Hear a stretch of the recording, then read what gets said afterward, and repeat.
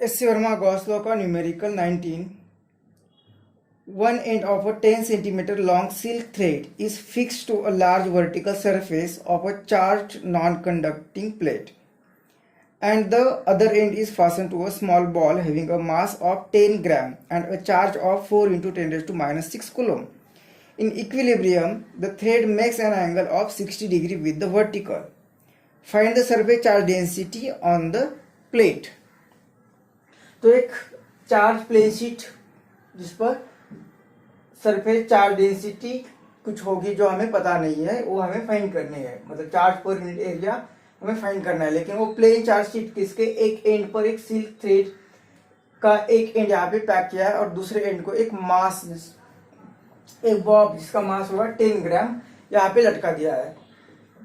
अब उस पर जब Q is equal to 4 into 10 raise to minus 6 coulomb, मतलब पॉजिटिव चार्ज ही रख देंगे, तो वहां पे ये पहले यहाँ पे थ्रेड रखा हुआ है, तो ये थ्रेड इससे अटैच होगा, लेकिन जैसे पॉजिटिव चार्ज है तो वहां पे फोर्स ऑफ रिपल्शन होगा, जिसके कारण ये थ्रेड इस दूर चला जाएगा, ये बॉब दूर चला जाएगा फोर्स ऑफ रिपल्शन के कारण। तो ये बॉब इससे दूर चला जाएगा, तब तक चलता रहेगा जब तक इक्विलिब्रियम नहीं आएगी, मतलब सभी फोर्सेस एक दूसरे को बैलेंस नहीं करेंगे।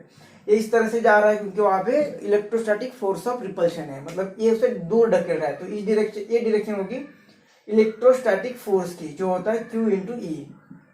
डाउनवर्ड डायरेक्शन तो ग्रेविटेशन के कारण फोर्स होगा ही, और जैसे इस साइड में आएगा स्ट्रिंग पर टेंशन आ जाएगी, तो स्ट्रिंग पर टेंशन क्या आएगा, तो ये सभी फोर्सेस जब बैलेंस हो गए एक दूसरे को तब इक्विलिब्रियम आ जाएगी, तब ये यहाँ पे जाने का रुक जाएगा। इस केस में हम mg को कौन बैलेंस कर रहा है, तो ये जो टेंशन होगा उसका ऊपर वाला कंपोनेंट, वर्टिकल डायरेक्शन का कंपोनेंट, इसमें एंगल कितना होगा, तो ये यहाँ से हमें बोला है कि 60 डिग्री पर वो इक्विलिब्रियम में आ रहा है, मतलब ये एंगल 60। तो ये वर्टिकल के साथ ये स्ट्रिंग का एंगल 60, मतलब ये स्ट्रिंग यहाँ पे वर्टिकल, मतलब इसे पैरेलल लाइन निकाली तो ये एंगल बनेगा 60 का।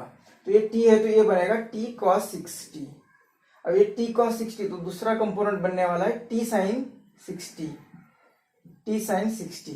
तो ये t cos थीटा mg को बैलेंस कर रहा है, मतलब ये t cos 60 mg को बैलेंस कर रहा है और t sin 60 QE को बैलेंस कर रहा है। Equation 1 equation 2।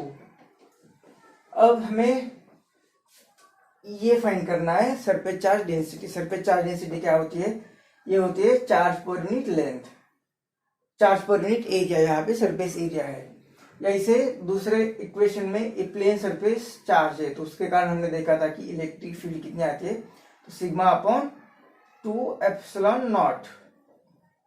यहाँ से भी हमें sigma is equal to E into 2 epsilon naught से हमें वो सरफेस चार्ज डेंसिटी जो कहा है वो मिल जाएगा, मतलब इलेक्ट्रिक फील्ड हमें फाइंड करनी पड़ेगी कि कितनी है।